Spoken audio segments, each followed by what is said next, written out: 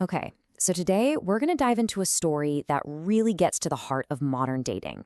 It's all about trying to use systems and data to find love, and what happens when the very process you designed to avoid mistakes leads you straight into the biggest one imaginable.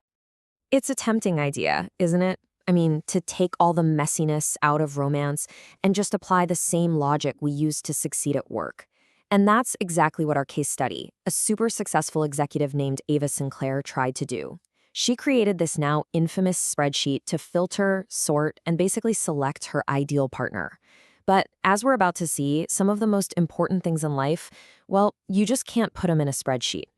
So take a look at this. This is just a little peek into Ava's system. We're talking over 30 candidates, and each one is basically a data point in her long story of failed attempts. The fatal flaws are pretty telling, right? They range from just blatant disrespect to, serious emotional immaturity.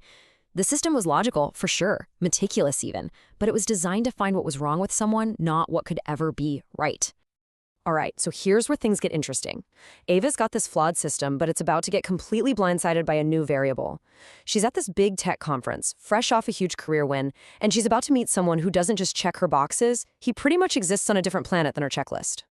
And bam, enter Damian Hayes. Their first meeting was just electric. He comes up to her with pure admiration, not intimidation.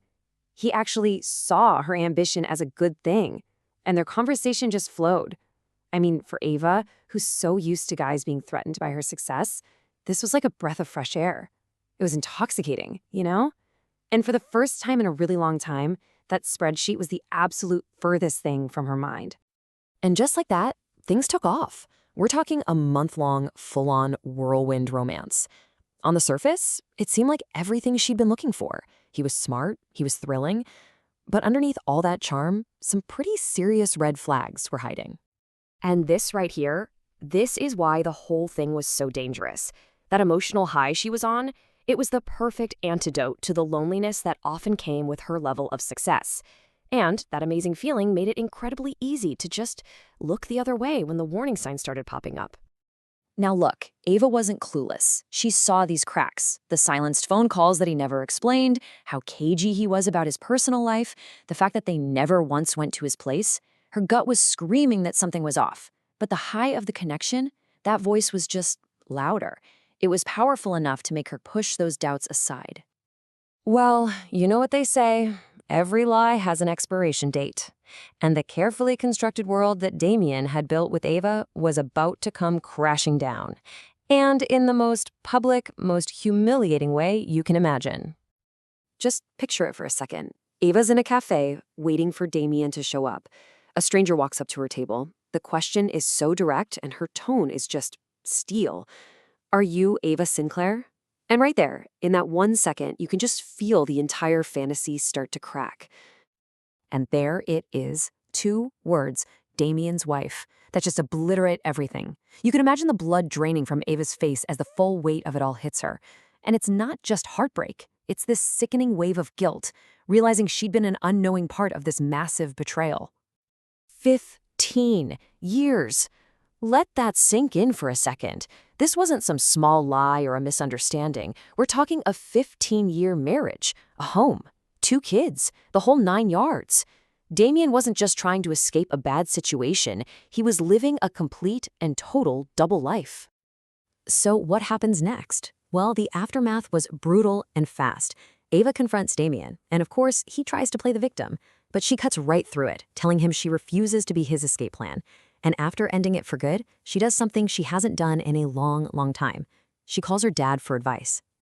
In the advice her dad gives her, it becomes her anchor. It's so simple, right? But it's also incredibly profound. It's not about checklists or what someone does for a living. The real test of a person's character is how they treat you and the kinds of situations they put you in. Period. And that simple truth gave Ava the clarity she desperately needed. So, armed with this new perspective, this new clarity, Ava goes back to the one tool she knows how to use, her spreadsheet. Only this time, she's not using it to filter men out or find their fatal flaws. She's using it for a complete and total reinvention. And look at this. This is the big shift. The old checklist was all about external things, right? Superficial metrics. The new one? It's all about the internal stuff, the foundational values that actually matter. It's a move from a system designed to filter people out to a compass designed to find what truly matters within. This is her aha moment. It's a pivot from just collecting data to actually gaining some wisdom. And this is so smart. Here's how she builds that new compass. She reframes every single past failure not as a loss, but as a lesson. Remember Charles, the guy who said women shouldn't run companies? He taught her that mutual respect is a must-have. Ryan, the guy who had no depth, taught her the value of a real emotional connection. And Damian, the liar, he taught her the most important lesson of all, that integrity isn't just a nice to have, it is the absolute foundation of everything. So, in the end, this whole devastating experience, it was actually necessary. It was a really painful but powerful wake-up call that forced her to look inward, to finally confront her own flawed system, and to get crystal clear on what she truly deserves. She came out of it stronger, way more self-aware, and finally ready to stop settling. And that really brings us to you, doesn't it? Thinking about Ava's journey from that cold checklist to a warm compass, what if your own experiences taught you is absolutely non-negotiable? What's on your what really matters list? Something to think about. Thanks for tuning in.